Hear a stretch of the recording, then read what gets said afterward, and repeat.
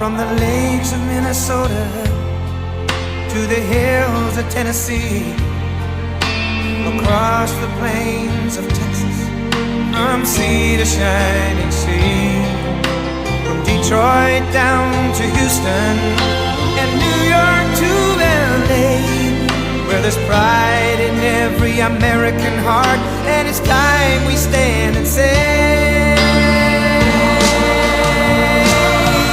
that I'm proud to be an American, where at least I know I'm free, and I won't forget the men who died, who gave that right to me, and I gladly stand up next to you and defend her still today.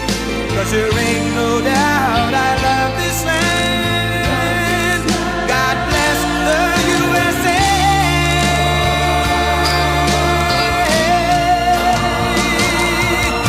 And I'm proud to be an American, where at least I know I'm free.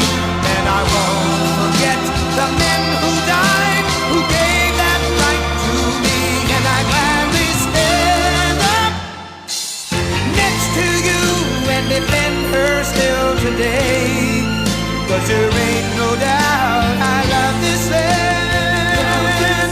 God bless the USA.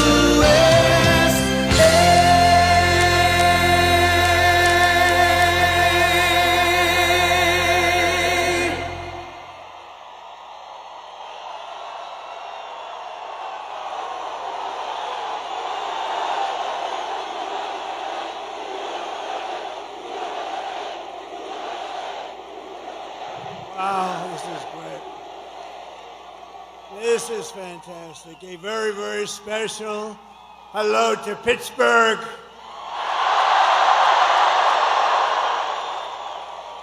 And Pennsylvania. I went to school in Pennsylvania. I know everything about Pennsylvania. I love Pennsylvania.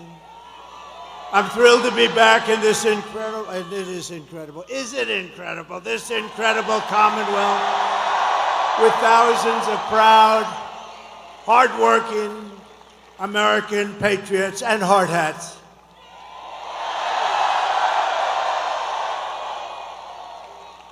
People have no idea how smart they are. They're great.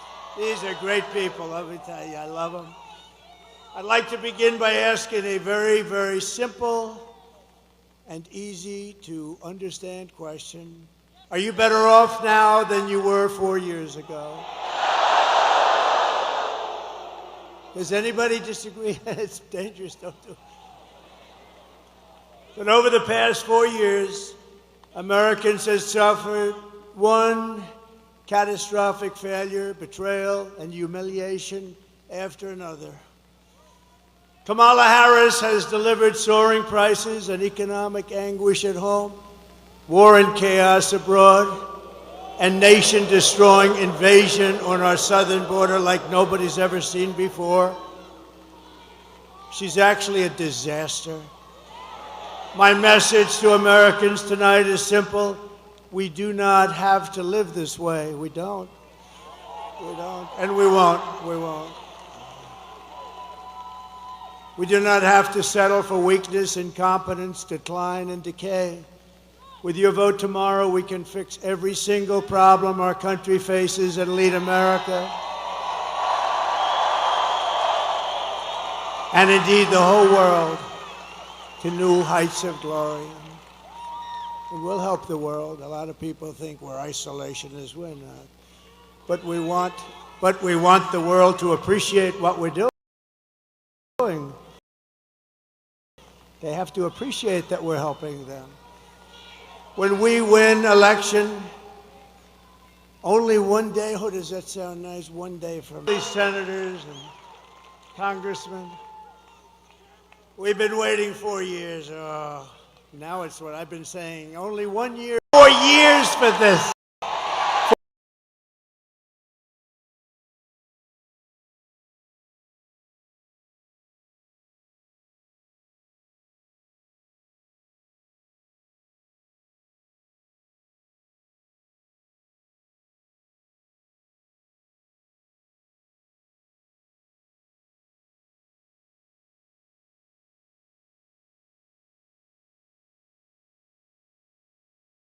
You know, we totally rebuilt our military, but now it needs a little strengthening after giving a big chunk of it to Afghanistan. Figure that out. Figure that one out. I will restore peace in the world, and I will rescue the American dream. Together we will begin the 4 greatest years in the history of our country, and we will launch the most extraordinary economic boom the world has ever seen, and we'll do it by utilizing the assets that we have. If you vote for Kamala, you will have 4 more years of misery, failure, and disaster. Our country may never recover.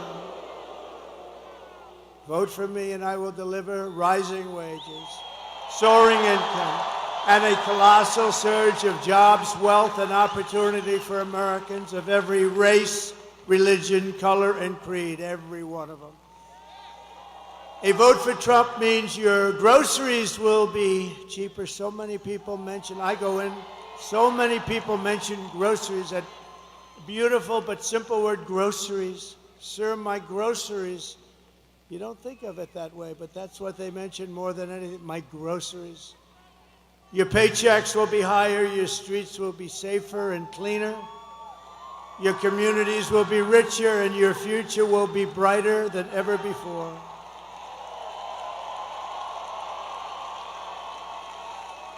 This will be the golden age of America.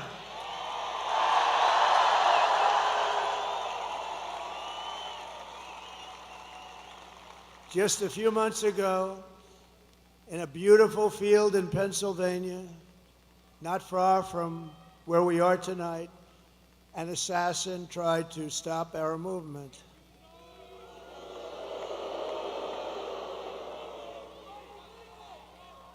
And this is the greatest political movement by far in the history of our country. Tried to stop it. But that brush with death did not stop us. It only made us more determined to finish the job that we had only just started.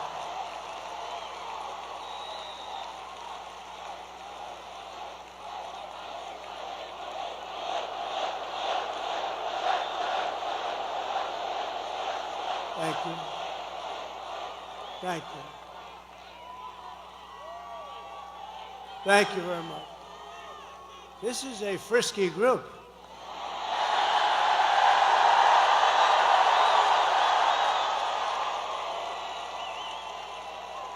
Many people say that God saved me in order to save America.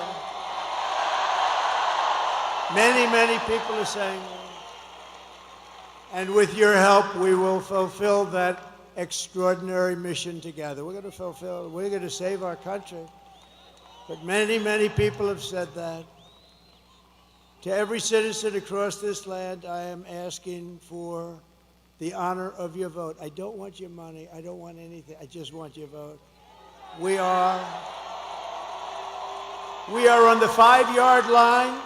I would actually say we're on the 1-yard line, if you want to really know that. And some of the, oh, that's a lot of fake news back there. Look at that.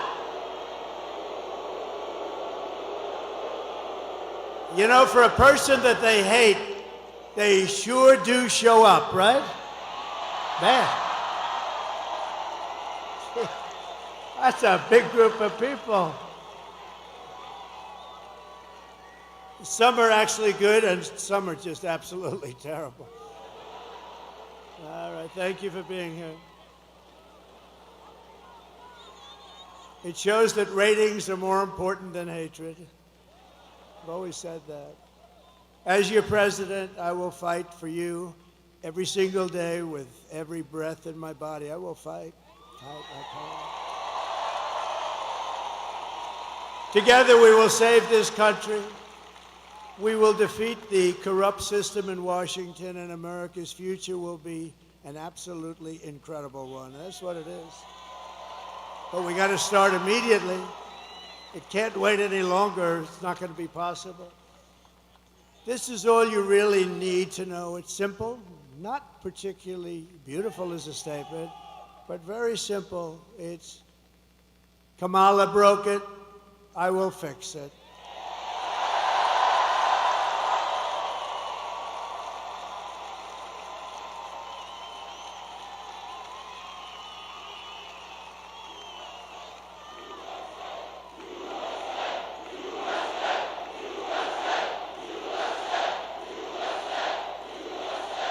Thank you. And I don't know if you know, but Kamala has a little rally going on. And when I say little, I mean little. It's a competing rally. It's not this giant place that's sold out. What a beautiful, this is a beautiful place.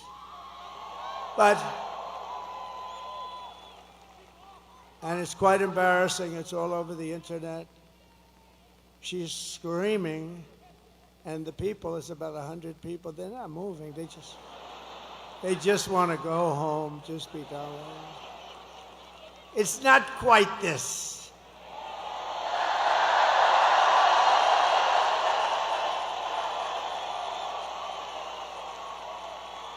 You see the front row? You have a lot of front row Joes. We have more front row Joes here than she's got at her big rally. This was the big one. No, it's a whole host. She tried to get stars to come in, and they wouldn't do it, actually. She'd go and get Beyonce. No. Beyonce would come in. Everyone's expecting a couple of songs. And there were no songs. There was no happiness. It's just like, give me my check. I want to get out of here.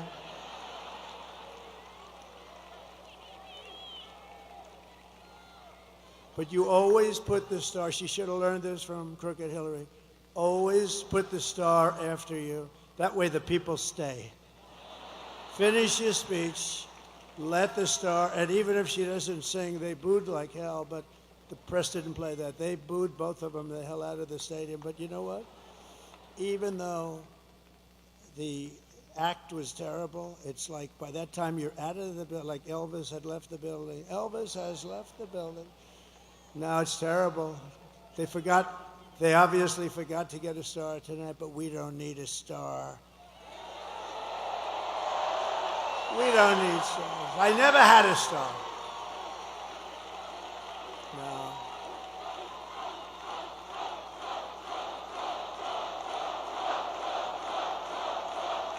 We don't need a star. Just to bring it back into seriousness, we don't need a star because we have policy. We have great policy. We have great policy. No, we do have great policy. Look, they have horrible policy. They've got a machine that's incredible. They've got a vicious, horrible, horrible group of people, a machine where they can have open borders and let people pour into the country. They can have transgender operations at any age, anytime you want. They can be pushing men playing in women's sports. And because she's just a vessel, and Joe Biden was just a vessel, it's a group of very powerful people that are probably people that hate our country and they want to destroy our country. Somebody said, are they dumb? Well, who would have these? It's embarrassing when I say, we will keep men out of women's sports. I'm saying, can you imagine saying that 10 years ago? They'd say, this guy's cracked up. This guy's crazy. Who the hell's going to have men playing? Did you see the Olympic boxing where two people who transitioned? They transitioned from men to women and just a light jab. That was the end of that one. You know, a jab, for those that don't know, but that's just sort of like a defensive punch. And the young lady who's a champion walked back to the court. She was from Italy. Beautiful young lady, which I'm not allowed to say. You can't say beautiful, so I'll take beautiful. But she was a beautiful young... In politics, you're not allowed to call a woman beautiful anymore. It's the end of your career. So please delete the word beautiful. Thank you very much. Well, 60 Minutes deleted the whole damn answer. What? So I'm allowed to do that, aren't I, Susan Wiles? But America will be bigger, better, bolder, richer, safer, and stronger than ever before. Tomorrow you have to stand up and tell Kamala that you've had enough, you can't take it anymore. She's the least talented person we've ever seen in government. She allowed our borders to be opened. She's allowed bad things to happen. She allowed a man who was grossly incompetent to remain in the most important position of any country in the world when they're talking nuclear weapons and they're talking wars. And she still says, oh no, I didn't notice anything wrong. If she didn't notice anything wrong, then she's got a bigger problem than he has. So we don't like it, Kamala. We don't like what you've done. You're the worst vice president in history. He's the worst president in history. Kamala, you're fired. Get out. Get out. You're fired.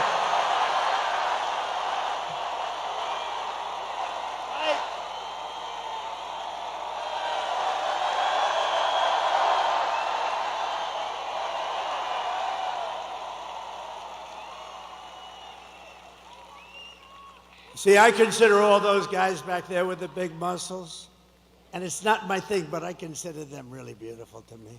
They're beautiful people, and they are productive people. They make our country work and run. They built our country, they did.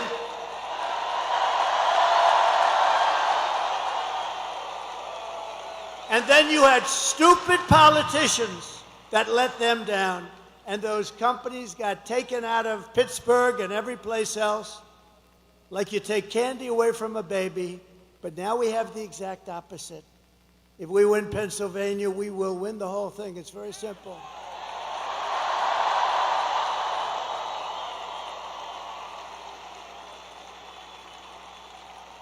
And I do believe it is, I say you have to make, I do believe it is too big to rig. I think it's too big to rig. They'll try. And they are trying, you know, though.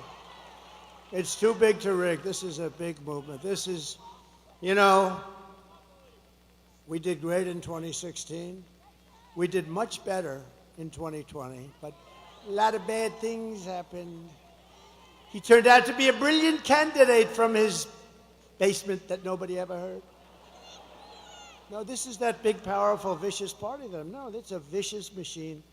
I mean, they can take all these bad ideas and win elections. It's like there's only way you could do that. One way. There's only one way.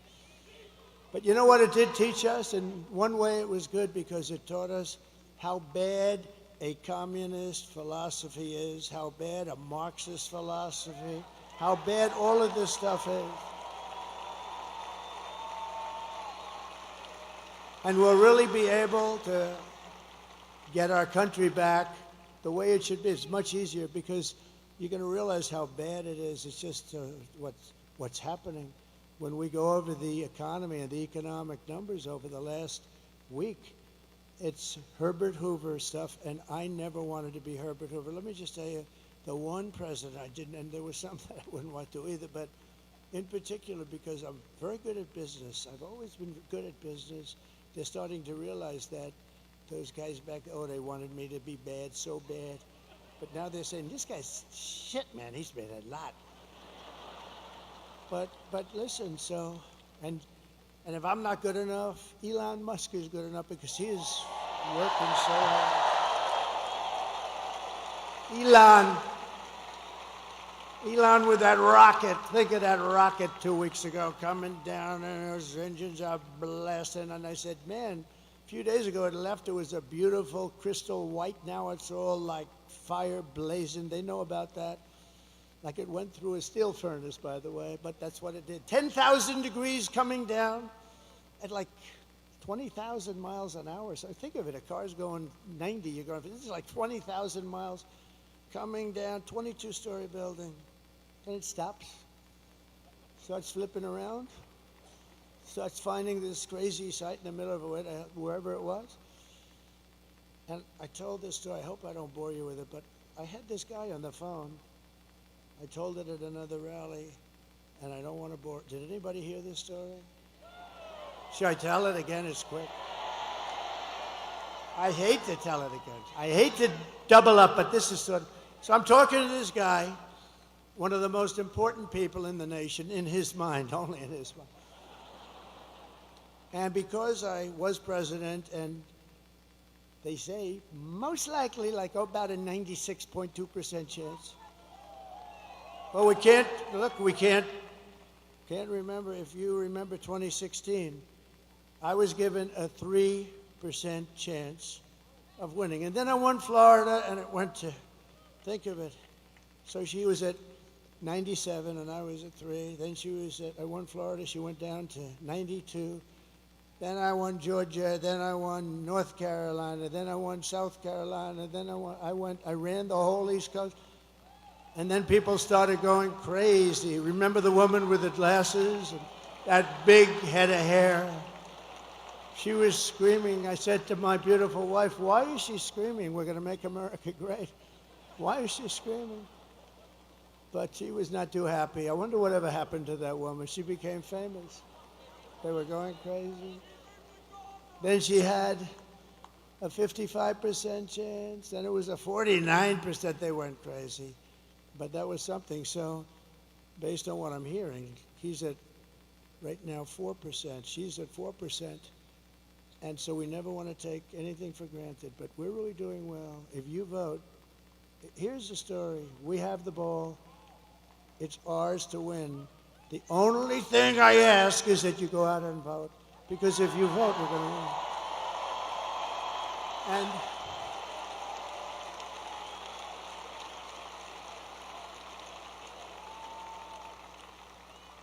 And believe the fake news when they say, this is going to be tight, it's really not tight.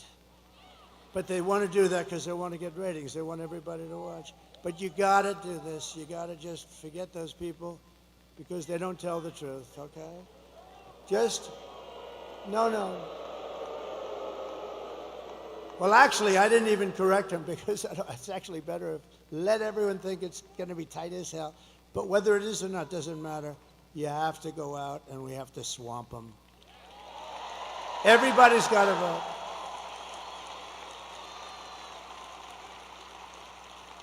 So over the past 4 years, Kamala has orchestrated the most egregious betrayal that any leader in American history has ever inflicted upon its people. She has violated her oath, eradicated our sovereign border. This is a sovereign border. Unleashed an army of gangs and criminal migrants from prisons and jails, the toughest people there are. And I was here with a great group just the other night. I was in Penn State territory, and we had a packed room. We had a packed, not room, it was a stadium, the place. You know, I always like to say when I come to the arenas, how many times could we have sold it out? If you look at where we were in Wisconsin, Milwaukee, we had a brand new, gorgeous, big arena. We could have sold it out 10 times. I'm telling you, we could have sold out Madison Square Garden 5 or 6 times. 5 or 6. And I always view it that way. But we had situations where, and we put up videos of the vicious crimes. I don't put them up anymore. You know why? Because the fake news refuses to put them on. And I have friends call me, they love to watch the rallies. They can't get enough of them, and they're going, President, it's so terrible. You're speaking, and then you put up a video on a screen right behind you, and the fake news refuses to, all they have to do, they don't put it on television. They have the thing on every one of the stations, and you know, there's one that doesn't really treat as good, but people think they do. Nobody can figure that one out, I'm sure.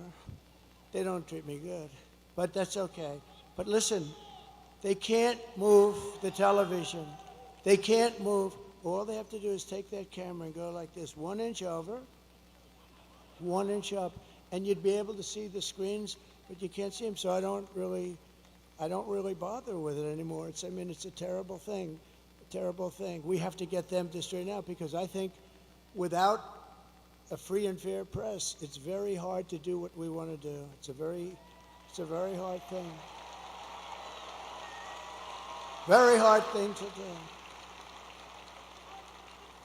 but they're allowing people to come in from insane asylums and mental institutions from all around the world, from Venezuela to the Congo in Africa. They're stealing our jobs, and they're stealing countless American lives. They're killing a lot of people, much more than you're reading about. The day I take office, the migrant invasion ends and the restoration of our country begins.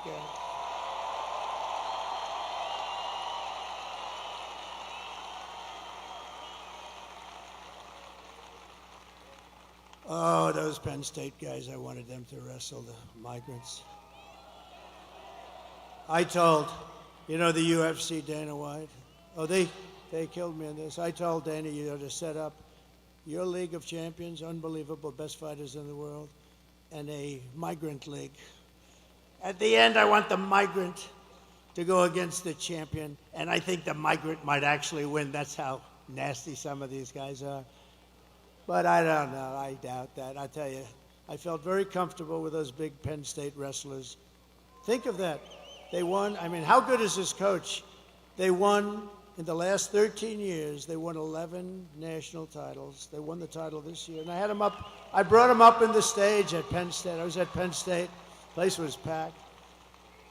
And I said to them, fellas, you may be like the only guys in the country that can beat the hell out of the migrants. It's true. They're the only ones that could beat the migrants in a fight. These are tough people. These are people who've been in jails. They're killers. They're murderers. The level of viciousness is unexcelled. And it's from all over the world, not just from South America. So we love being there. I was just 2 days ago. We love being there. We love seeing these young guys. These guys were great. But they won 11 out of 13 titles, and it's called Pennsylvania. Here we are, right? It's one of those things. They're pretty good. But we have to stop because the United States is now an occupied country. We're an occupied. Can you imagine somebody getting up and making a statement? We are an occupied country. When you look at what's happening in Aurora, when you look at what's happening in all places, Springfield, how about Springfield, Ohio? We're an occupied country, and you know, those are just the places you hear about, but they're taking over large sections of the country. In Colorado, remember Colorado? They're the ones that started the movement, the governor, the weak, pathetic governor of Colorado. He's a radical leftist, and he's afraid of the people, the gangs from Venezuela. He's afraid of them. He's afraid to do anything. He's lost control of his state. But he was the one that wanted to have Trump taken off the ballot, even though I was leading all of the Democrats, all of the Republicans at the time. I was number one. And they went to the United States Supreme Court and got a 9-0 approval, but that Trump has the right to run for president. He wanted me off the ballot. And the people in Colorado, and you know who is more angry than the Republicans? The Democrats, the regular, not the politician Democrats. And they showed me with polls where I was leading in a state that normally, well, of course, you know, they have all mail-in voting, so, you know, you can't count too much on that. But if you didn't have, if God would come down from heaven, if God would come down and be the vote counter just for one night, he'd only take 1 second, because, you know, God works faster. God works faster, Megan, than anybody else I can imagine. Right? So we only need God for 1 second. He'll do the job. He'll do the job and he'll be gone. You'd see we'd win a lot of these places. California sends out 38 million ballots. They send them out all over the place. They come back. Nobody knows what the hell is happening. Some people get 8 ballots, some people get 5, and some only get 2 or 3. And I went to California. We had a rally. We had 107,000 people show up. I said, there's no way I would lose. And I do well with Hispanics. A poll just came out. I'm at 56% with Hispanics compared to this woman who was at 36%. How about that?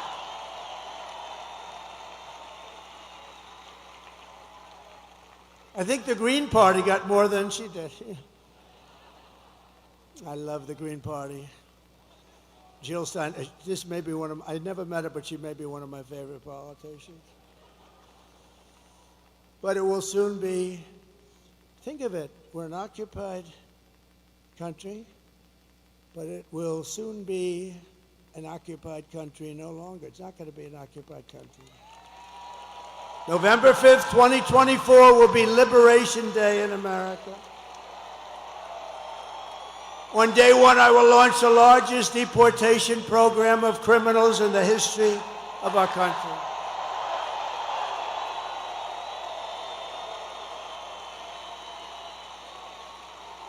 And I don't want to do that. I'm not looking to do that. I think it's terrible to do, but we have no choice. These are murderers. 13,099 put out by the Border Patrol, who, by the way, 2 weeks ago gave me the best endorsement you've ever seen. They said, I'm the greatest president in American history. And I said, does that include George Washington and Abraham Lincoln? Yes, sir, it does. When they say that, they're all in, right? Better than Lincoln or Washington, who would have thought? I wonder what my parents say up there. Hi, Mom. I know my mother's up there. My father's a little bit, it's in dispute. He would be up there. He was a strong guy, but he was a good guy. But I will rescue every city and town that has been invaded and conquered. Can you imagine? We're talking about, these are military invasions without the uniforms. That's all it is. And we will put the vicious and bloodthirsty criminals in jail or kick them the hell out of our country as fast as we can. And to expedite removals of the Tren-de Aragua gang and the MS-13 gangs, equally as vicious. You know, MS-13 took two beautiful teenage girls walking to school in Long Island. For some reason, we took them out by the thousands. ICE. She wants to defund ICE. ICE. They're tough as hell, and they're also people that love our country. They took two young girls, and they sliced them into pieces as they were walking. They sliced them into, they didn't shoot them because that's too quick. They sliced them up and left them dead. Two young, beautiful girls walking to school. And ICE did their business. ICE went in and took care of them. But can you imagine? And now she wants to defund ICE. Let's defund ICE. No, these are rough people. These are bad people. I will invoke, and this is how far we had to go back, because in those days they didn't play games. I will invoke the Alien Enemies Act of 1798 to target and dismantle every migrant criminal network operating on American soil. And if they come back into our country, it's an automatic 10 years in jail with no possibility of parole. And I am hereby calling for the death penalty for any migrant that kills an American citizen or a law enforcement officer.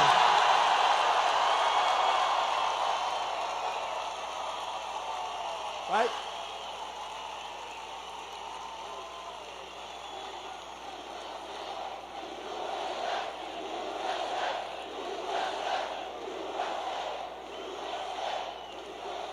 And I will ban all sanctuary cities in the United States of America.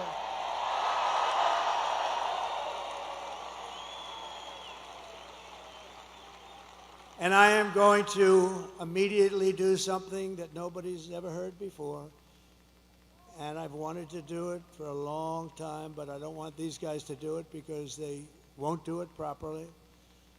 We will immediately stop the drugs pouring across our border.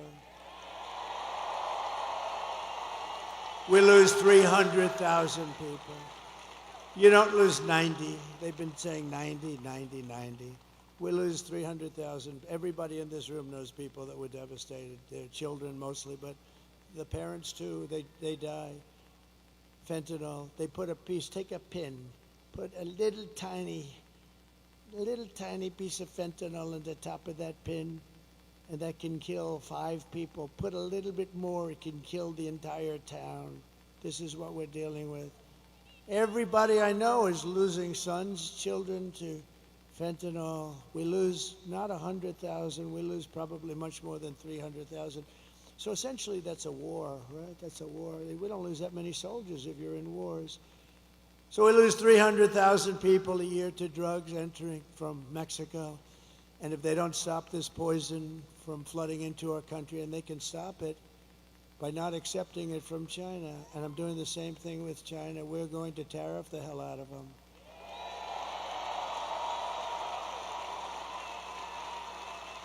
And Mexico, you know, people are surprised to hear this. Mexico is our largest trading partner. And if we put even a small tariff on, like 10, 15%, you're talking about tens of billions of dollars, and they're not going to want to have that long. And they're strong. They can stop it if they want. They can do it if they want. They'll probably have to make a deal with the cartels, because the cartels totally run Mexico, totally. It's terrible things are happening in Mexico. But we're going to put a tariff on Mexico if they don't immediately stop sending that horrible stuff into this country. And likewise, we're doing it with China. If China doesn't stop, you know, I had a deal with President Xi. He was going to give the death penalty, because in China they give the death penalty. When I first met, and I had a great relationship until COVID, until I call it the China virus. I'd like to be more accurate.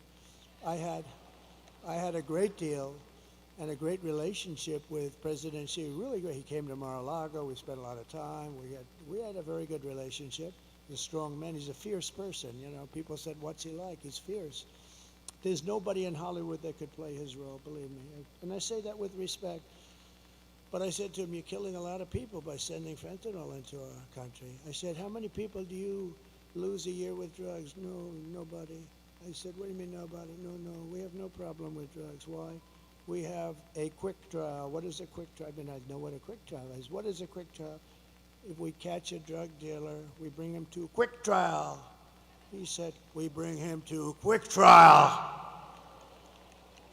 And they're almost always found guilty. And then we send the bullet home to the family, and the family must pay us for the bullet. Can you believe this? This is a little different than our country. In our country, they'd lawyer up, they'd be going to trial for 30 years. But they have no drug, they have zero drug problem. And I said, "I want you to do me a favor." And we made a deal. You're killing our people, and that's going to end up in bad things for you, really bad for you. Not for you. Can't get any worse for us. I said, "I want you to do me a favor. I want you to give the same death penalty to those people that are sending fentanyl into the United States. And if you don't do that, I'm going to tariff the hell out of your shit coming into the United States."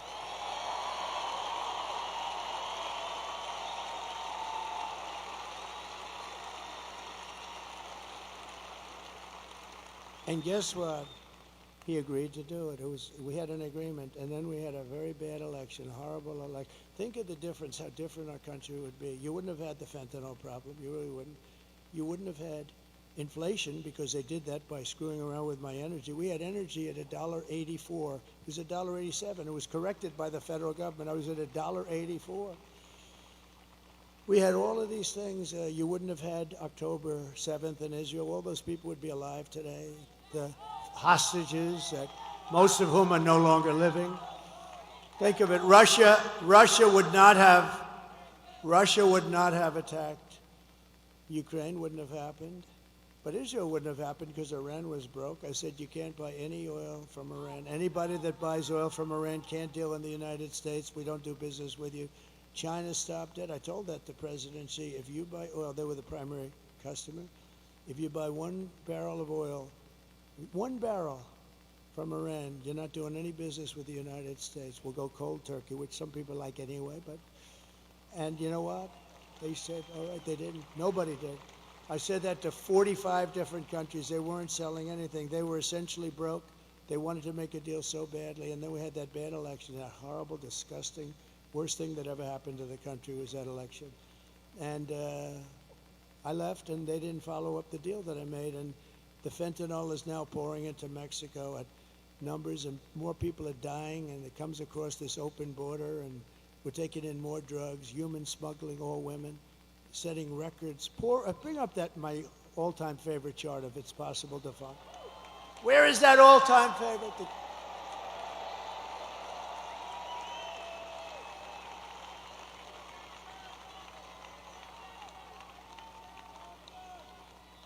So the red arrow on the bottom, that's the lowest. It's done by the Border Patrol, not by me. It looks like something done by me, doesn't it? But that was my last day in office. Look at the red arrow. That was the lowest that we've ever had. Drugs, it includes drugs, but drugs and human trafficking, but mostly illegals coming into the United States of America. Look at that number. And it would have gone down. All they had to do is leave it alone, leave the people we had, Brandon Judd, all these great people. Tom Homan was consulting me. And all these great people, that's all they've done in their life, and we had it down to a science. The drugs were coming in at the slowest rate. But we had illegals almost stopped. By now they would have been literally stopped. And by the way, we want people to come into our country, but they have to come in legally. They have to come in legally. They have to show they can love our country. They have to show that they didn't murder 7 people along the way. But that's the lowest point, and I love that chart. Even if it was bad numbers, which is not, but even if it was horrible numbers, I would love that chart so much. That chart was right over there. It never was over there, and it was never over there because I always do this toward the end of a speech, not the beginning. And I looked over there at that chart, and I said, what the hell was that? Man, yeah. So that was pretty amazing. But, you know, I do want to tell you one quick story. So I'm in Detroit. And Mexico is getting rather rough with us in terms of trade. We're not going to take it. We don't have to take it. We have a good trade deal, but you know nobody knows how to use it because they're stupid people. And Mexico is doing things that aren't good. And you know, China's using Mexico as a subchapter S corporation practically. China's putting a lot of money into. You know, they're running things pretty good and. They're going to build the largest auto plant. I was making a speech at the Detroit Economic Club. But a year and a half ago, it looked like I was going to run, and I wanted to go see an auto plant because we're getting screwed on autos. I mean, everyone's moving their plants over. Actually, Elon built a big plant in Texas, okay? We like it. All right? Elon built a very big plant in Texas. We got to give credit. We love Elon. He gave me another of the greatest. You know where he is right now? He's in another part of your state.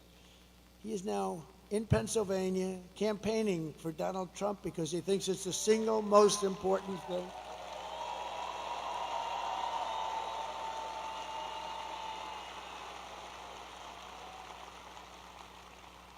And you know, he said something to me that was interesting.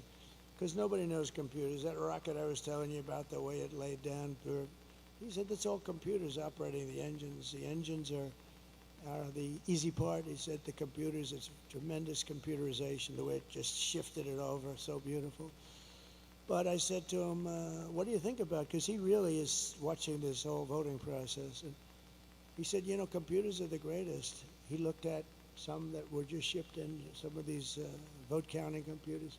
He knew it before it even came in the door. He looked like at the back of it. Oh, I know that one. I mean, he knows he knows this stuff better than anyone. And he actually said, and this is for the good of everybody. It's the good of mankind, essentially. If you look at France, if you look at all these, they had their mail-in voting. They all gave it up. Nobody does like we do. And Gavin Newsom, look at Gavin Newsom. So now not only is voter ID no good, if you're an official and you ask somebody for voter ID, I'd like to see your voter ID. You have committed a criminal act. Do you believe it? The mere asking. He just signed the bill. That's right, Megan, isn't it? The mere asking. This guy just signed the bill, and an official says, I'd like to see your voter ID. He's guilty of a crime. This is crazy. And there's only one reason they want to do that, because they want to cheat. But Elon Musk said to me, I hope I'm allowed to say this. I think I am, because one thing, he's out there. He's a guy, he just wants the truth. He's an incredible guy.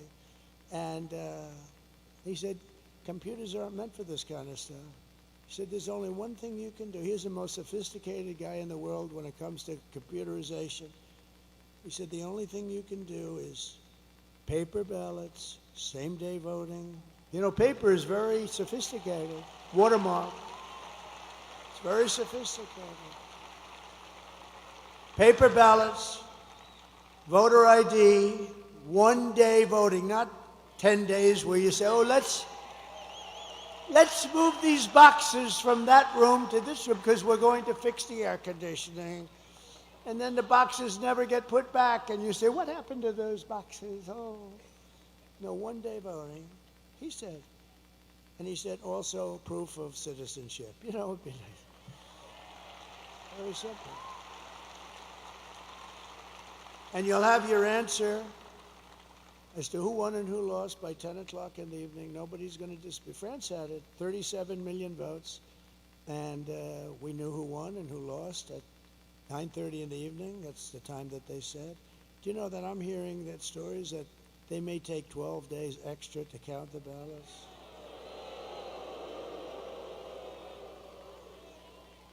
And bad things happen when you do that, although today we won a very good case in Georgia, where the judge ruled that no, they're not allowed to have unlimited extensions for the votes to come in.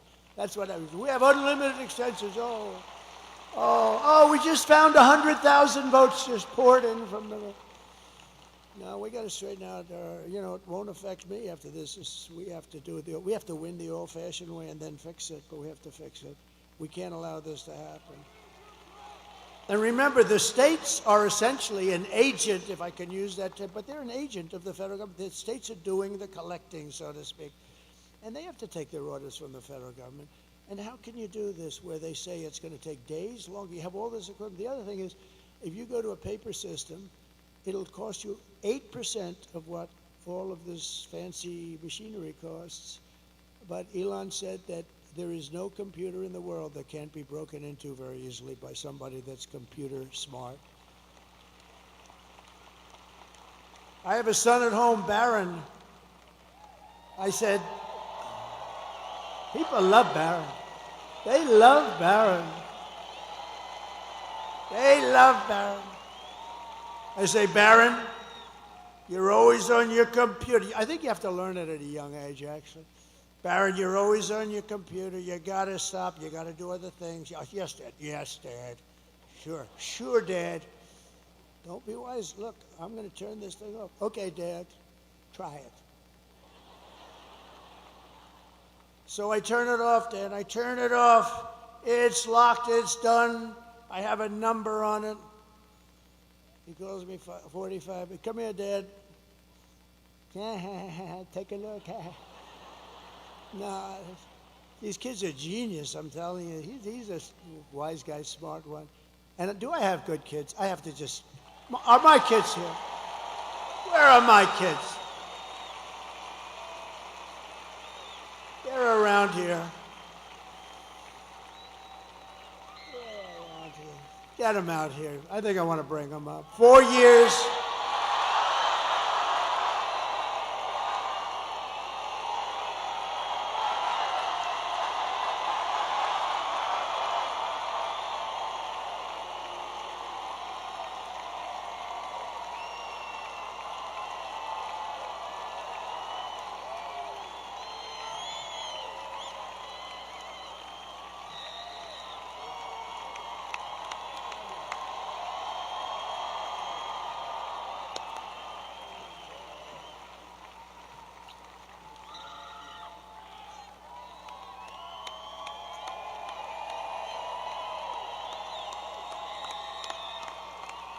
Because they've been with us, and Barron's home, and he's watching this. He's watching. He's a little young. He's watching. They love Barron, huh? We love Barron. And Ivanka's great. She watches. She loves this whole thing. She loves it. She loves you. She loves it. She loves the whole thing. But I just thought, it's sad because we've been doing this for 9 years. We've had hundreds of rallies, hundreds. Actually, numbers that are not even conceivable. I've heard 800, 900, I don't know, but we don't even count them.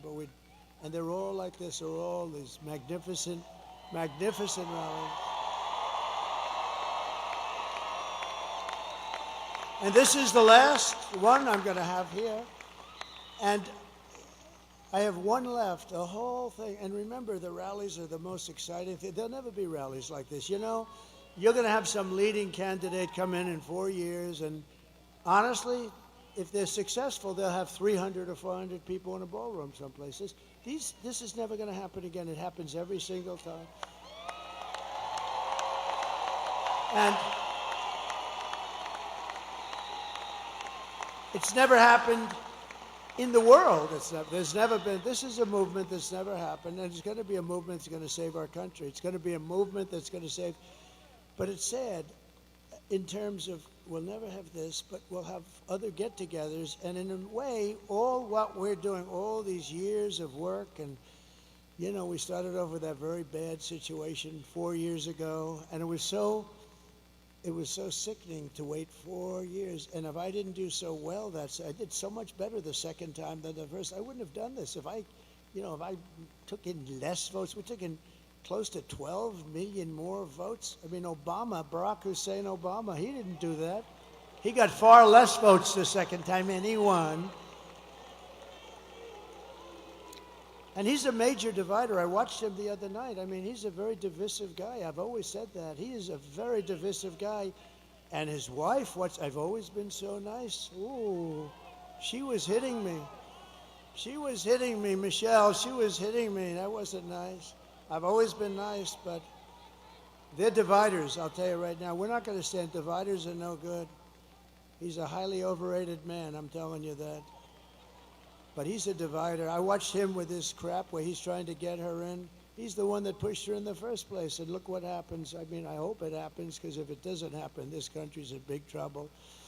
But we've been doing this now for 9 years, and we had a great first term. We rebuilt our military. We cut taxes more than any president in history, including Ronald Reagan, who did a big tax cut. We cut more regulations. We developed an open space force through the Congress, and I think that's going to go down. First time in 82 years that last one was the Air Force. We did that. I mean, think of all the different things that we did. We were respected all over the world. China respected us. Everybody respected us. There was no laughing at your leader. They came up with all these hoaxes, Adam Schiff and all this scum that we have in this country. They're scum. And they knew it was a hoax. And they tried to put this guy who didn't know anything about Russia, they tried to put him in jail, Adam Schiff, conceived of the story. Think of it. Adam Shifty Schiff, one of the truly unattractive people. I call him Watermelon Head. He's got the largest head and the smallest neck. He's got a neck that's about 4 inches around. He's got a watermelon on top of it. But he's not a stupid person, but he's an evil kind of person. And he's likely going to be a senator, unfortunately. But I mean, this scum is going to be a senator. So their movement carries on, but our movement carries on too. As long as ours carries on. No, he's got the smallest neck I've ever seen. Do you think he can play football for the Pittsburgh Steelers? I don't think so. One shot, and there goes, the whole thing would fall apart. One little shot. One tiny tap like that, boom, falls off. No, but bad. But think of how bad this is. I don't want to put him on the spot, but this kid went through hell on a story that they knew was made up, Russia, Russia, Russia hoax.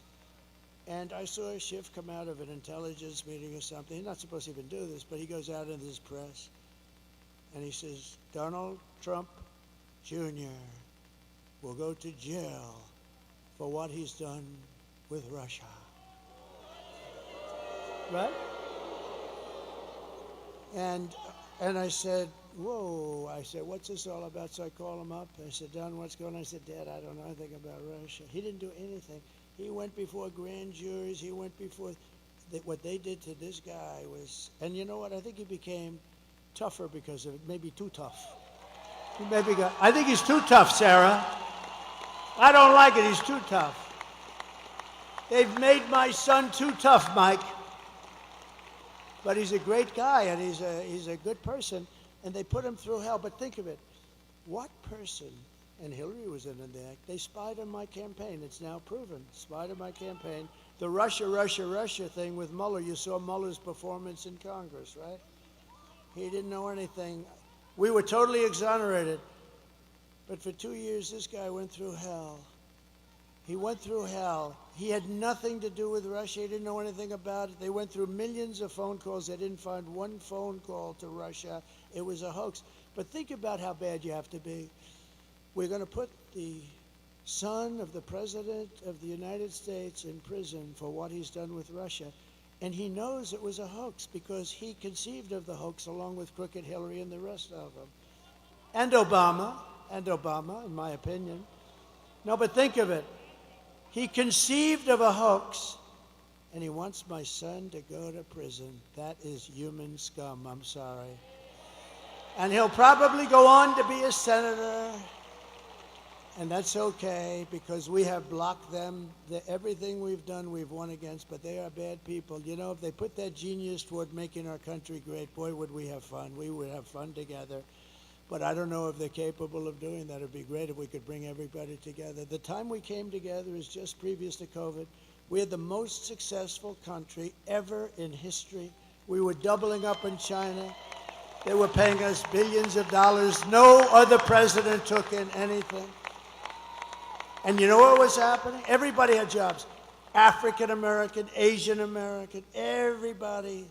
Asian, the Hispanics. Look at me with Hispanics. Hispanics, they remember that period 4 years, 5 years ago. But everybody was successful. Men, women, people that went to MIT, Harvard, and Wharton, and people that didn't have a degree. Everybody was doing better than they've ever done before. People that never graduated from high school. And I'll tell you what was happening is I was getting calls from people that I would say are the radical left, but people that were definitely very far left, and people wanted to start meeting. There was a whole thing. This country was coming together, and then we got hit with something that nobody knew what the hell it was, although I did say it was from the Wuhan lab. I was right about that. And bad things happened, and we actually did a great job. Never got the credit for that. We got the credit for what we did with the economy, for what we did. We rebuilt the entire U.S. military, and we knocked the hell out of ISIS. It took them, they were fighting ISIS for 18 years. It took me 4 weeks to get rid of them, right? 4 weeks. So, 4 weeks to get rid of them. But I will tell you, and I just say this because so many people say, is there any way to unify the country? And I used to sort of say, no, look, we want to have walls, we want to have borders, and they don't. I think it has to just be explained. I think that's an easy one. They want the men and women sport things. You know, I've been a politician for now, I can't believe I say that, but 9 years. I've had a lot of people come up and say, well, what about taxes? What about this? Nobody's ever said, sir, it's really important to allow men to play in women's sports. I've never had anybody say it. Nobody's come up to me and said, you know, on the transgender thing, sir, it's very important to my family that you get that. I mean, these things are crazy. And yet on television, that's all they talk about. That's all they talk about. But we're going to turn this country. The bottom line is it was really starting to come together. Then we got hit. We got to fix that. Think of it. And when I turned it back over, the stock market was higher than it was just previous to COVID coming. And think of it. Amazing. We handed them something beautiful, and they blew it. They blew it right out the window. It's terrible. They blew it, and now we're going to end up in a depression, frankly, if you look at the numbers that we are going to present in a second. But I just want to thank my kids because they are great kids, and they have been with me from the beginning. They've been with me right from the beginning.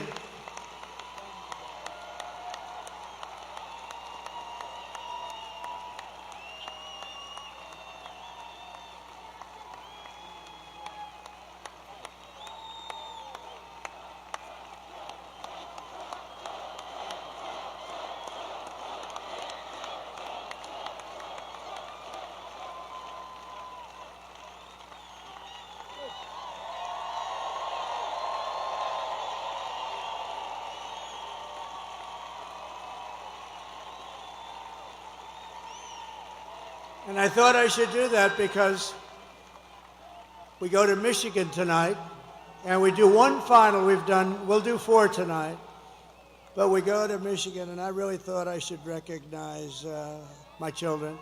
So this is the second to last one. That's sad, because we've been together. I mean, look at these people, the front row Joes, the North Carolina women, the whole thing. We have people that have come to hundreds of the rallies, and we all love it. And you know, they all love the country. Everyone they don't come to our rallies if they don't love the country, just because they wouldn't do it. But but here's the only thing in closing. We have done these rallies, and they were only done for one purpose, to put us in a position that we can be put in tomorrow to fix our country, because the rallies, otherwise it's just nice entertainment. So all of these rallies that we've had for years now, they're done to put us, and you know, after that last horrible situation, and so many bad things happened, China was immediately allowed to go buy oil, and Iran has hundreds of billions of dollars now. They had nothing. They were broke, and so many other things happened, and it's really sad. But we were put in a position with these rallies where, I can't tell you yet, but I mean, we're certainly on the 2 or 3 yard line, and the only way we can blow it is if you blow it. I've given you the ball. I mean, you got to go and vote. You got to vote. And if they vote, Susie, right? If they vote, it's over. And they know it. They know it. They know it. They've already pulled out of a couple of states, you know. States like, the word is, they pulled out of North Carolina. They cut all their ads. They're using the money someplace else.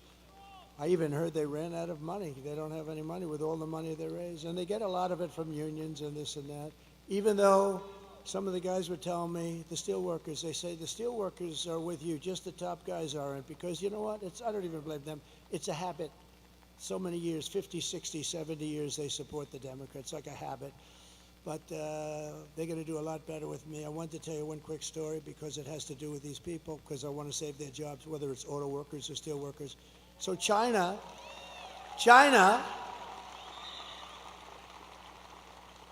I have a friend who's the best and the biggest auto factory builder in the world, I guess. Very big, very good, very capable guy, John. And I see him, and we're talking about a year ago, and he said, yeah, we're building some big, oh, good, I want to see, we're building some big auto factories. Great, I want to see one. When can we go? I want to take a look, because, you know, I'm thinking about running pretty hard, and that's a big thing. We got to save Michigan. We got to save Detroit. Detroit's got big problems, but just generally the car industry, right? It's a big industry, one up at the top. So I want to see one of the factories. Okay, good. We're going to go down to Mexico. I said, I don't want to go to Mexico. I want to look at it. No, we don't build the big ones over here. What do you do? He said, it's just, we don't. It just doesn't work that way. So he said, as an example, we're building a really big one in Mexico right near the border. I said, who's the owner or the principal? He said, China. So China's building a massive auto, massive. He said, it'll produce probably more cars than the state of Michigan produces, when you think, you know, because they have smaller plants, they're all over the place. Some of them are very old. I said, that's bad. That's going to kill Michigan. It's going to kill Detroit. It's going to hurt South Carolina, Tennessee, and various other places that are involved. That's really bad. This is a big, yeah, they're going to build more. And I thought about it, and about 2 months ago, I let it be known that I'm going to put tariffs on all the cars that they're going to be selling us into the United States.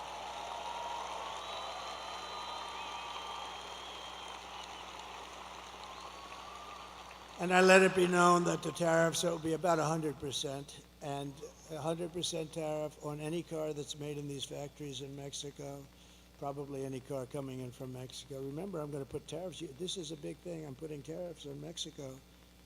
If they don't straighten out this drug, it's their problem. They're coming through Mexico, and Mexico's accepting this fentanyl, and I'm putting tariffs on Mexico. Every damn thing that they sell into the United States is going to have like a 25% tariff until they stop drugs from coming in. And let me tell you something. Those drugs will stop so damn fast that your head will spin. And I'm not playing games. I'm going to do, and I'm doing the same thing to China. If they want to sell Mexico fentanyl at levels that nobody, it's going crazy right now what they're doing. You know, at least we fought it like hell, and we did relatively successfully. You can never, I mean, they put it in hubcaps of cars. It's tough. It's all over the place. It's genius, some of these devices they come up with. But I've told China, you want to sell, we're going to have a good relationship with China, hopefully. I want to have a good relationship. But you sell fentanyl into the United States through Mexico, we're putting a 25% or so tariff on until such time as you stop doing it. And they're not going to do it for long, because that is a massive penalty. And we don't have to fight. We don't have to fight with guns. You know, I had no wars. I stopped wars. I stopped 2 countries from fighting each other that have nothing to do with us. You can ask Rick Grinnell, who did a great job for us, and you can ask, you can ask Mike Pompeo, he's here. I stopped countries from fighting wars that had nothing to do with us. Just say, listen, fellas, you've been killing each other for 1,000 years. If you keep, and they both did business with the United States and made money. I said, if you keep fighting like this, you're killing people. Lots of people are dying. That's all I cared about. I didn't care where they're from, but people are dying. Good people are dying because these leaders are stupid. And so I said, if you keep doing it, I'm putting a 50% tariff on everything that you do business with the United States on. I'm talking to two countries. They call me up the next day together. We have resolved our differences. It didn't help me, but you know what? I saved a lot of lives. So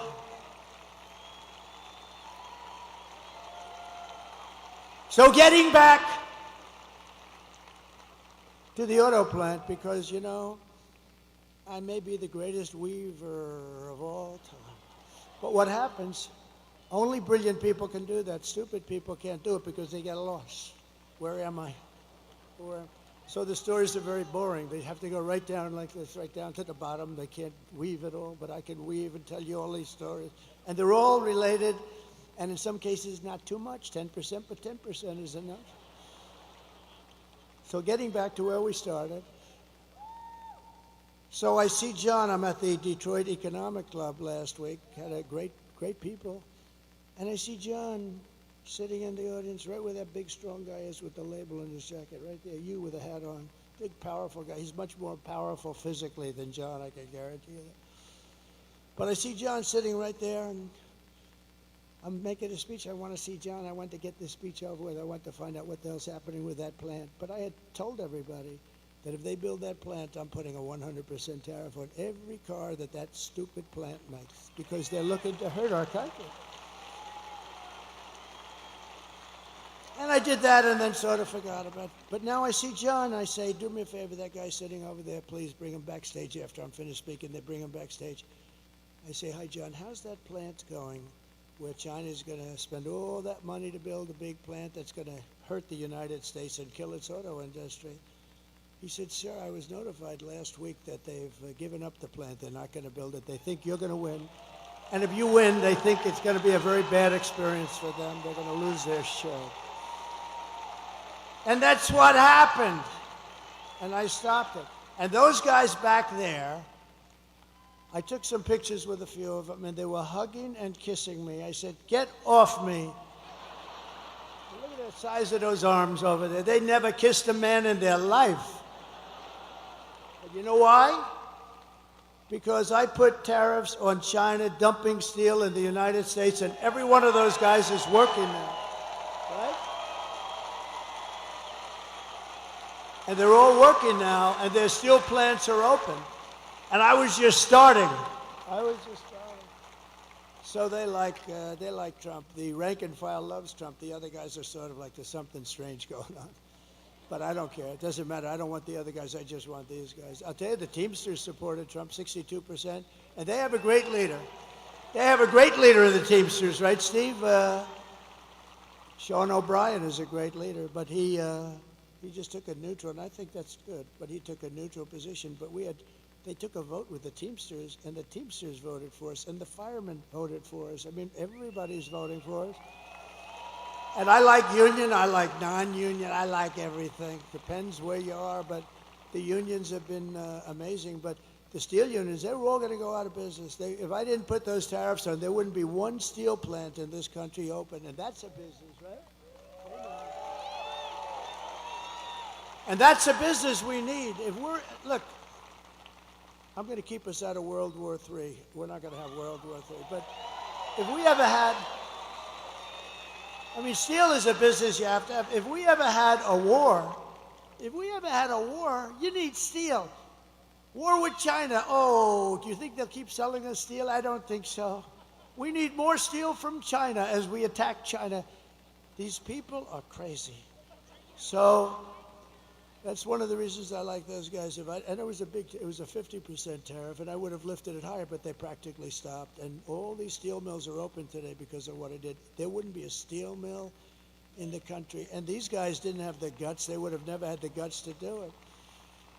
So 4 years of Kamala have delivered nothing but economic hell for the American workers and the auto workers, all workers. Her inflation disaster has made life unaffordable and cost families over $30,000 in higher prices. We've got to get the prices down, and we will. When we bring the energy way down, the prices are going to come down. It's very simple. It's not that complicated.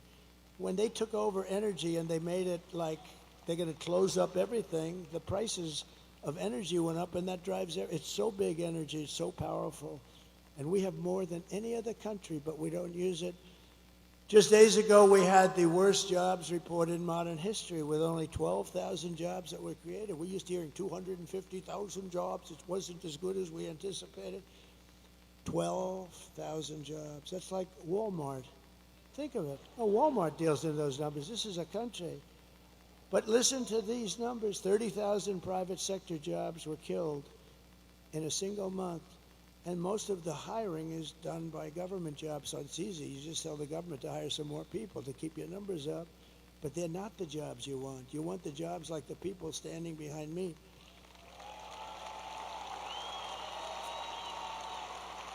And listen, and nearly 100,000 manufacturing jobs were wiped out. And these are government numbers. These are not Trump numbers. This is not Trump. This is government. We get it right off the tabs.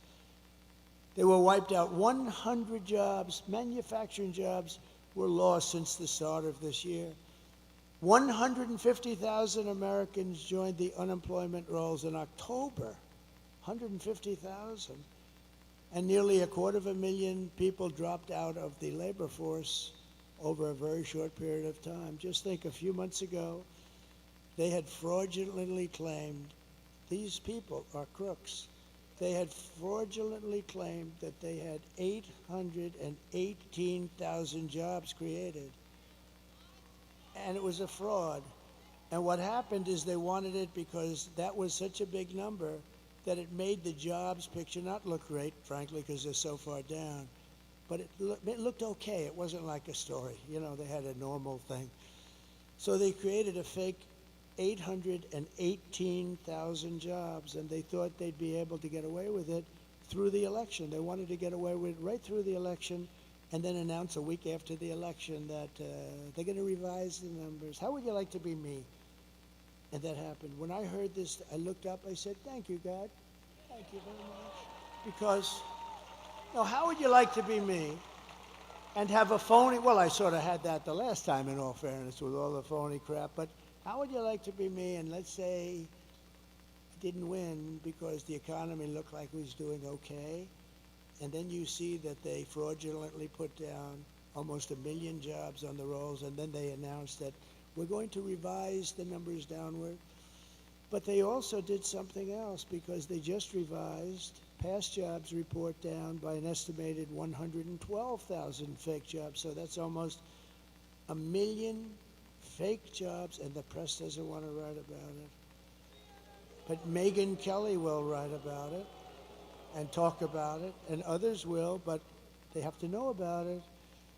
Meanwhile, 100% of the net jobs created in the United States of America has gone only to migrants. Migrants have occupied 100%. And these are depression-type numbers, and that's where we're heading.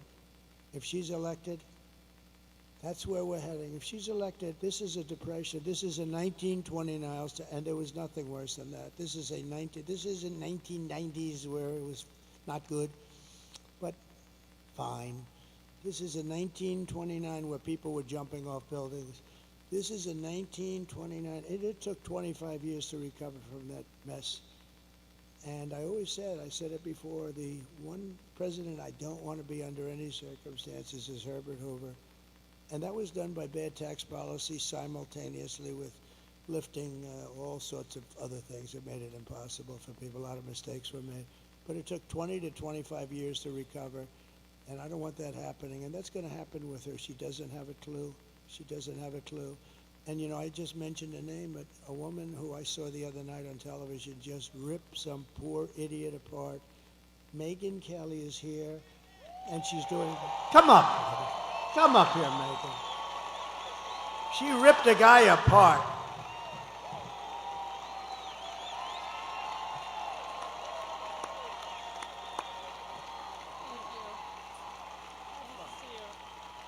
Hi, everybody.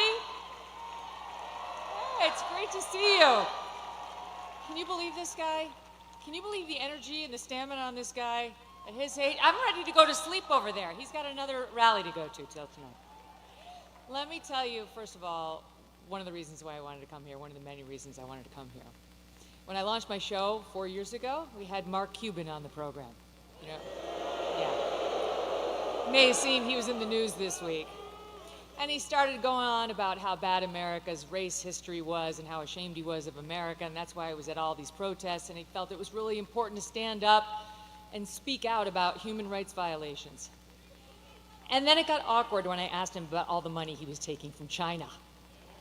And then he dropped a bunch of F-bombs, and I thought, I really enjoy this feeling of proving Mark Cuban wrong.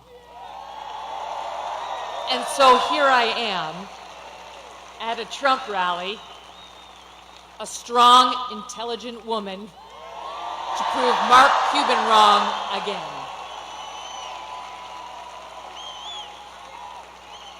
I won't take up much of your time, but I do want to tell you the main reasons I am voting for Donald Trump.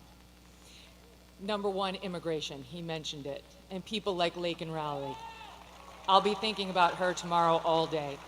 22 years old, killed in Georgia, a young nursing student by an illegal.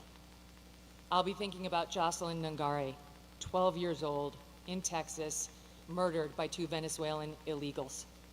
President Trump closed the border. Kamala Harris opened it by choice. It wasn't accidental. She said it would be humane. That's what she and her boss believed. Tell it to Laken Riley's family. There was nothing humane about it. He closed it. They opened it. It was an intentional choice, and there's no reason not to believe they won't do it again. The boys should not be in the girls' sports. The boys should not be in the girls' bathrooms. The boys should not be in the girls' locker rooms. Peyton McNabb, North Carolina sophomore in high school, slammed so hard in the face by a volleyball hit at her by a boy pretending to be a girl, she suffered traumatic brain injury and permanent paralysis. Kamala Harris looks at her and says, be kind, suck it up. And that's what's right. Why do our girls have to face brain damage in order to be kind to boys who want to invade their sports? And by the way, they are going into the women's prisons. She changed the law in California to make sure the taxpayers would pay for their sex change operations. She was not just following the law, she changed the law. President Trump will stop it.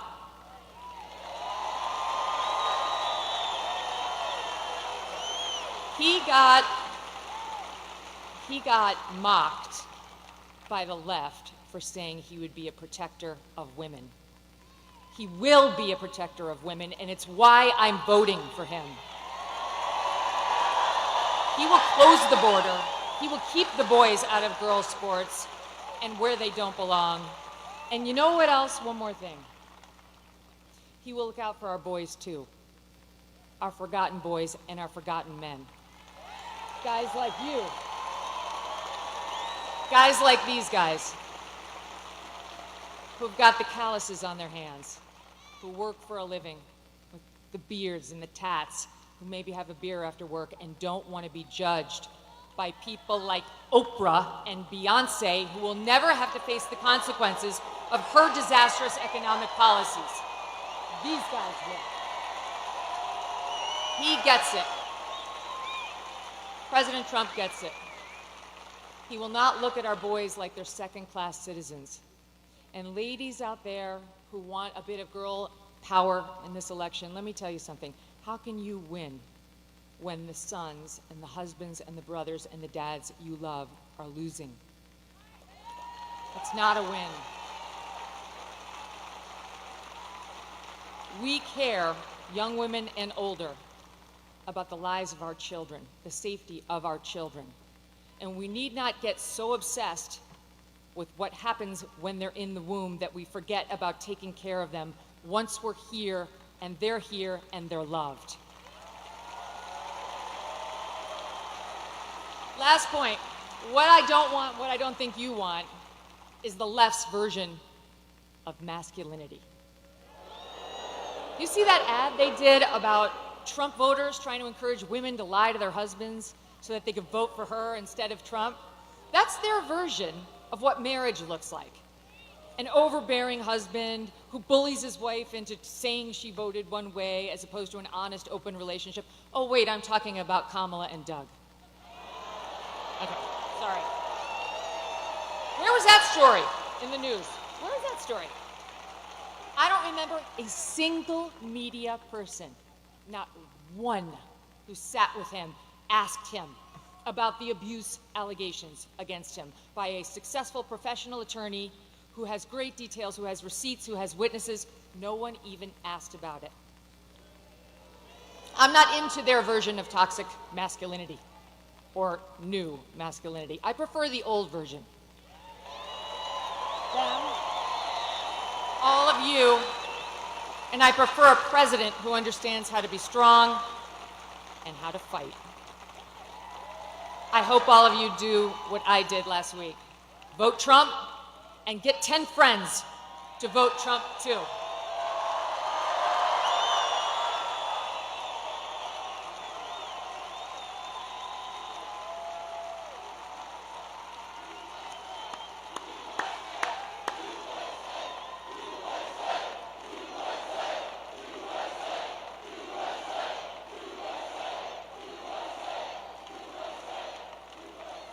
Unbelievable. Thank you. Wow. Whoa. Oh, wow. I have some more big news, Megan. I'm just getting this right now. So somebody that's very, very respected asked me to do his show 2 weeks ago, and I said, why not? And to me, it's very big because he's the biggest there is, I guess, in that world by far. Somebody said the biggest beyond anybody in a long time. And his name is Joe Rogan, and he's never done this before.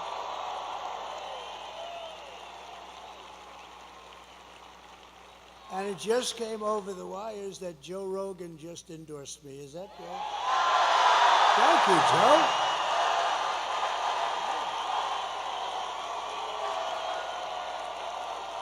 That's so nice.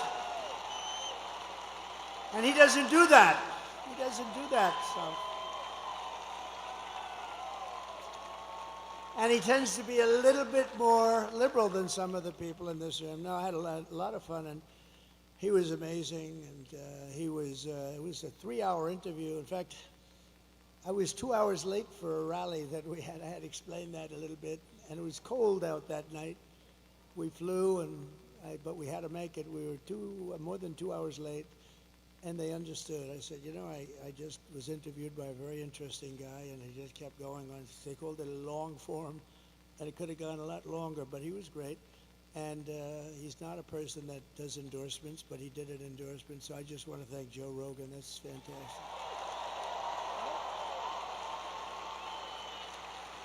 And Megan, thank you very much. That was something. That's really something. Also with us tonight is the man that I hope is going to be your next senator. He's a winner. He's tough. He's smart. He loves your state. He loves your Commonwealth, and he will take this Commonwealth to new heights. He's just a spectacular guy, Dave McCormick. And Dave, I think, stand up, Dave. I think you. I looked at a poll before, and I think you're doing very well. He's against a survivor. The guy is a survivor. He's a lousy senator, doesn't do a thing.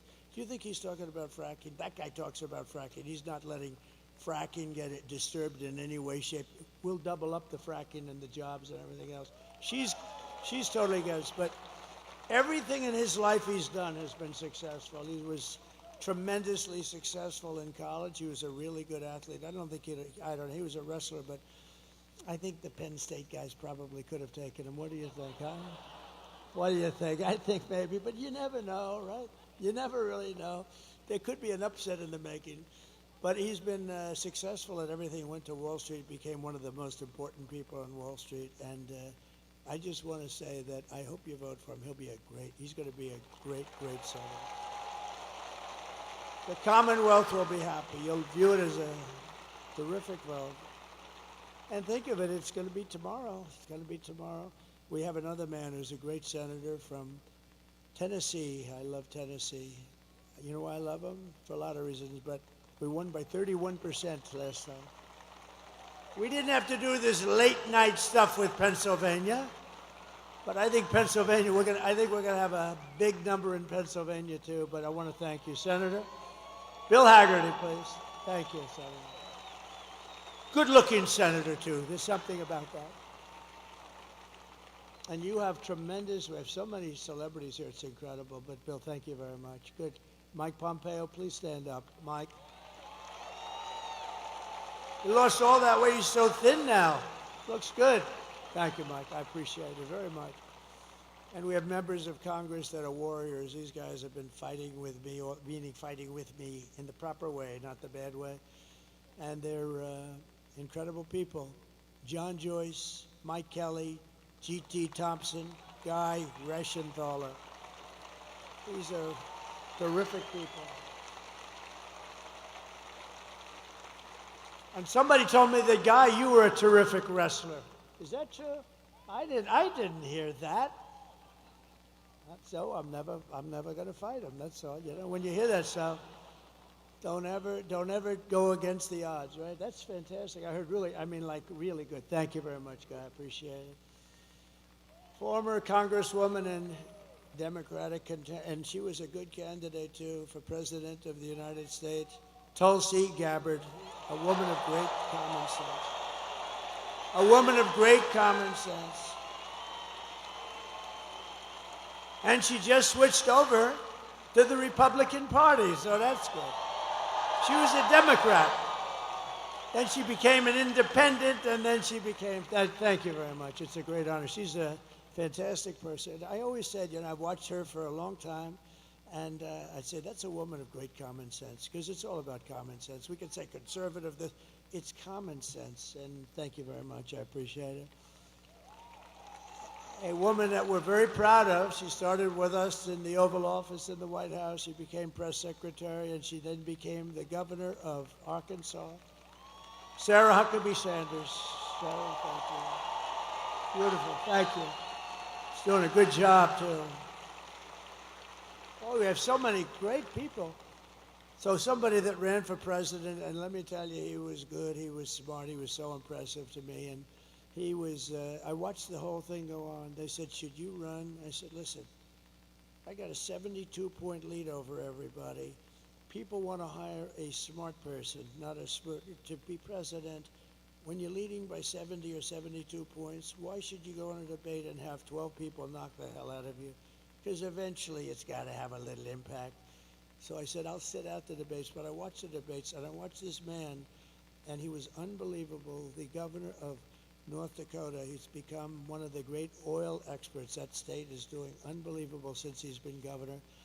And he was like me. He was a successful businessman. He made a lot of money, and he wanted to run, and he knew the state. He was in the state, and he ran for governor. He won. He's been one of the best governors in the country, very smart, and we got to bring him in because he's not going to be running again. I guess he's term limited or something, but he's not. And we're going to find a good place for this guy. We're not going to let him go. Governor Doug Burgum. Thank you. Thank you very much. And his wife, Catherine. Catherine is phenomenal. The son of one of the greatest baseball players of all time. You think I don't know about Roberto Clemente? Oh. So Roberto Clemente Jr., and I hear he's quite a player also, but I'll tell you, I remember his father in deep right field. I remember the throw. You know, I've seen a lot of baseball, and I've seen a lot of throws. And baseball doesn't seem to be quite what it was. We got to do something about that, you know? Too many stations, too many games, too late at night. They should hire me as commissioner, although I like their commission, I do. Some commissioners I don't like.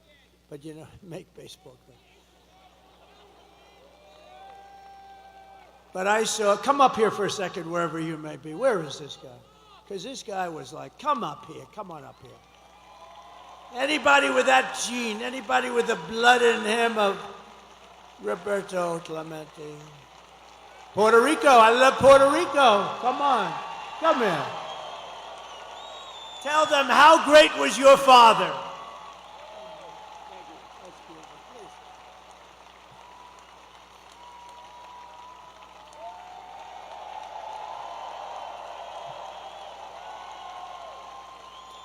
Hello, Pittsburgh.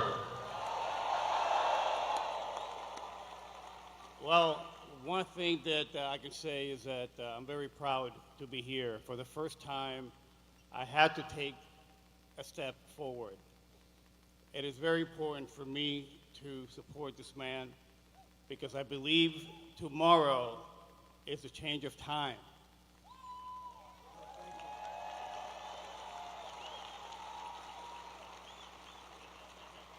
And to answer your question, to be able to talk about my father, the name Clemente, what it means is goodwill and unity.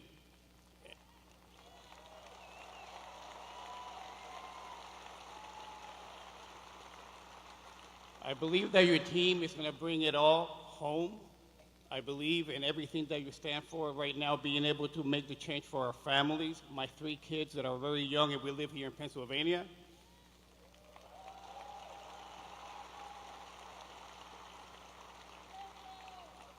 And I told this man that I commit myself to helping RFK Jr. with our kids and making America healthy again.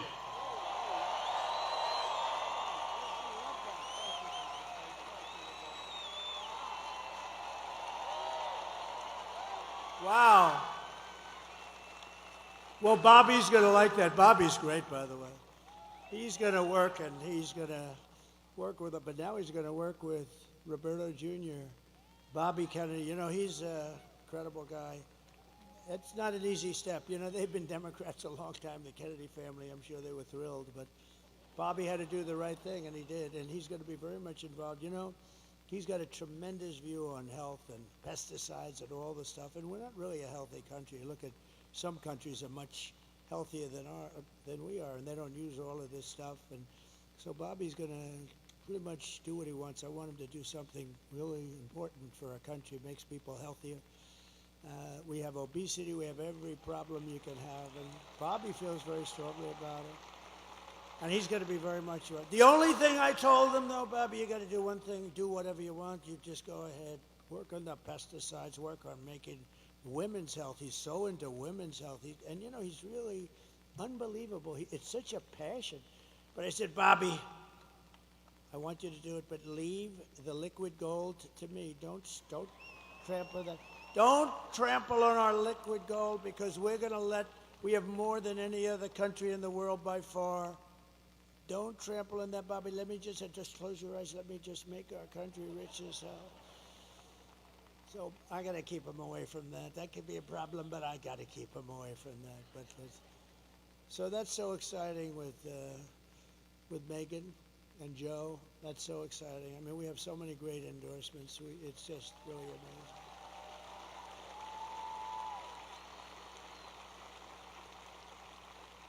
By the way, Roberto Clemente, you know, we all see a lot of plays, and you forget about them. Even for those of us that have very good memories, you forget them. But I remember playing the Mets, the poor Mets. They were playing the Mets, and a ball was hit into the corner of right field. He played right field.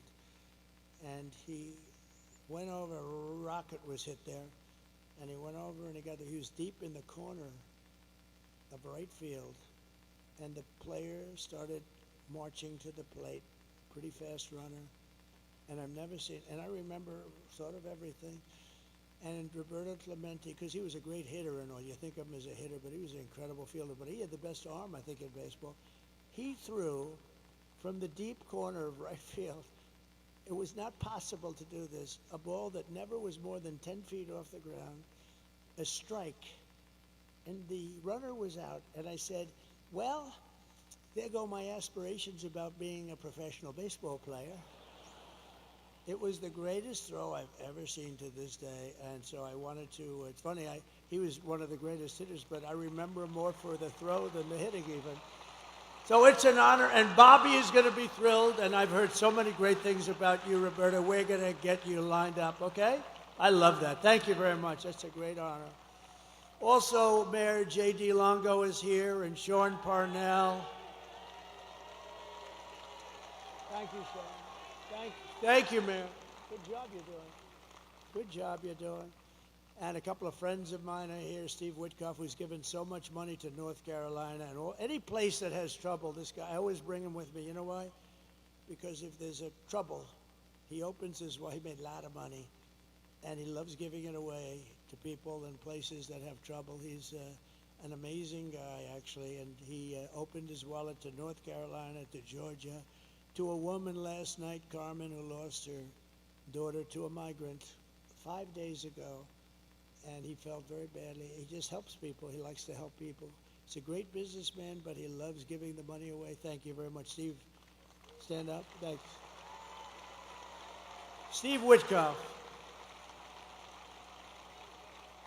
And another man who's with us tonight, Howard Lutnick. He's working on transition with Linda McMahon, a phenomenal woman. And he rebuilt Cantor Fitzgerald. His whole firm was taken down in the World Trade Center catastrophe. The plane flew right into him practically. He had the top 3 floors. Cantor Fitzgerald, one of the most successful firms on Wall Street. And he was riding down the road at West Side Highway, and he actually saw this happen. He said, oh my God. He saw it happen. He saw the plane go in. And you know why he wasn't there? He was always there at 6 o'clock in this morning. But for 5 years, his wife was saying, will you please take our child to school? And he said, no, I can't do it. I got to be in the office at 6 o'clock in the morning. The one day he agreed to take his beautiful child to school, he was delayed for 2 hours getting down there because he's taken this kid who turned out to be great, because a long time ago, I said, when you look at that beautiful person that you produced, you thank that person. Do you thank that person every single day? But he wasn't in, probably the only day, might have been the only day in your life that you weren't in that building at 6 o'clock in the morning, right? But his brother was in the building, and hundreds of other people that worked for him. And his firm, outside of a few people in Europe, his firm was wiped out in 1 instant, 1 second it was wiped out. They were actually making phone calls to their families saying, we're stuck, we can't get out. All the fire exits were wiped out and the stairs were wiped out. You couldn't get out. They called their wives, they called, his brother was calling him and the wife. I mean, the whole story is crazy. And they all died, every one of them, and he had to rebuild. He wanted to rebuild, and he rebuilt the firm bigger, better, and stronger than it ever was. And he gave a big chunk of the firm for an extended period of time to the relatives, wives, and family of the people that were killed. Howard Lutnick. It's a great story, actually. That's a great story. He's a great guy. And just one other group is here because this is, we are all inclusive. And if you see what's going on up in a really incredible place, a part of the country that's very incredible, but it's under siege. It's under siege. It's happening in Detroit. It's happening in a lot of other places, but Michigan is really under siege because of what they're doing to the auto business. We're bringing it all back. You see that we're gonna through a series of intelligent tariffs, no taxes, but intelligent tariffs. All those companies are going to be brought back. But we've gotten to know and really understand Muslims for Trump. How about that? Muslims for Trump. And it's become a big movement in Michigan, a beautiful movement. And you know what they want? They want peace. They really do. They don't want to be in wars. They're very smart. And it started off as a little thing, and it's grown and grown and grown. And now we have a much bigger vote than they do. Can you believe that? Because they said these people are stupid. All they want to do is, they didn't know what to do. Actually, they were in between, and she has no idea. She doesn't know where the hell she is. She can't. and they liked me, and I liked them. And let me just tell you, they want peace. They don't want to fight, and they're not involved in the terror and all the things that are going on. They're great people, and it's an honor for them. I don't know where they are, but Muslims for Trump, if you want to stand up, because this was a really great, thank you very much. Thank you. Thank you. And I think there's tremendous cohesion, and I think they may very well be responsible for the kind of numbers we're showing up in Michigan. Michigan is really looking good, just like Pennsylvania's looking good, just like Georgia's looking good, just like Wisconsin is looking good. North Carolina is looking really good. Arizona's looking great. Nevada's looking great. Where else is there? But you know, even Virginia, we had a great meeting. Glenn Youngkin, we had a tremendous crowd. You know, it's not a swing state, but we had a tremendous crowd in Virginia. I'm hearing New Hampshire, where, you know, these are states that aren't really in play in theory, but they're in play now. No, I think we're going to have a big day. But you have to go. Forget about the others. It doesn't matter. You have to go and vote. We win this state, it's over. We win the Commonwealth. We're going to win the Commonwealth of Pennsylvania, and it's going to be over. So get out and vote. That's all I ask. In conclusion, with your vote tomorrow, we are going to fire Kamala. We're going to save America. We will cut your taxes, end inflation, slash your prices, raise your wages, and bring thousands and thousands of factories back to America and back to the Commonwealth of Pennsylvania. We will build American, we will buy American, and we will hire American. I will end the war in Ukraine. Would have never happened if I was president. I will stop the chaos in the Middle East, and I will prevent World War III from, you're very close to World War III. You're very close, and we have people that are not the right people to handle it. They are grossly incompetent. We will crush violent crime and give our police the support, protection, resources, and respect that they so dearly deserve. They know what's going on. They know everything. They know the names of the people that are coming into our country. They know everything about them. All we have to do is let them do their job. We will strengthen and modernize our military. I rebuilt it, but now a lot was given away to Afghanistan. Can you believe? They had a parade last week where they paraded our beautiful equipment down the middle of their boulevard. I don't like watching that. And we should have never let them have Bagram, the big air base that's just literally an hour away from China. We will build a missile defense shield over our country, all made in the USA, and a lot of it made in Pennsylvania. We will rebuild our cities, including our capital in Washington, D.C., making them safe, clean, and beautiful again. We will teach our children to love our country, to honor our history, and to always respect our great American flag. I will get critical race theory and transgender insanity the hell out of our schools. And we will keep men out of women's sports.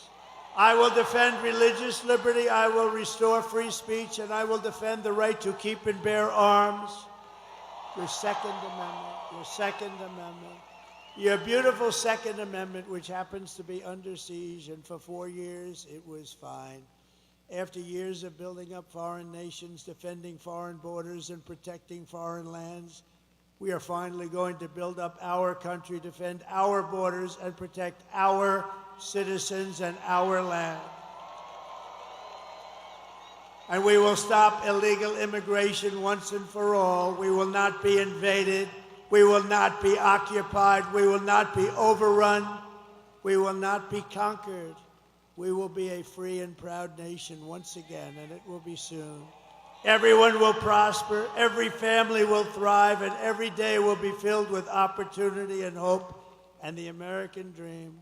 But for that to happen, we must defeat Kamala Harris and stop her radical left agenda, which is a landslide that is too big to rig. We're going to have too big to rig.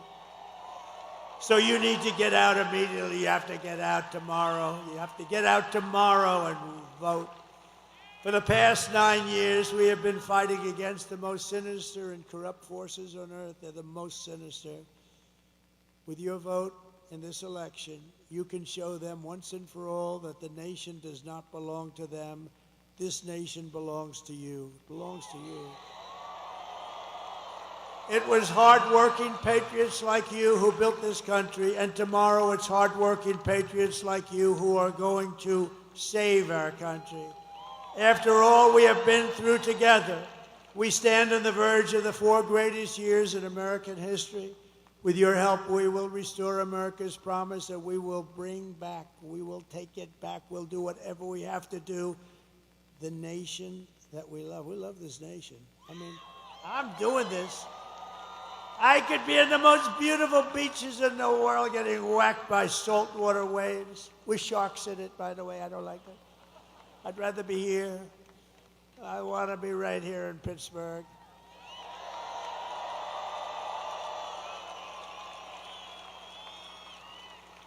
With those big, strong men back there. We are one people, one family, and one glorious nation under God. We will never give in. We will never give up. We will never back down. And we will never, ever surrender. Together we will fight, fight, fight, and win, win, win. November 5th, tomorrow, will be the most important day in the history of our country, and together we will make America powerful again. We will make America wealthy again. We will make America healthy again.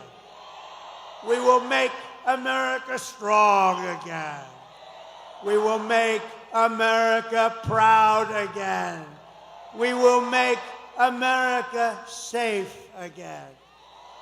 And we will make America great again. Thank you, Pittsburgh. God bless you. God bless you all. Thank you.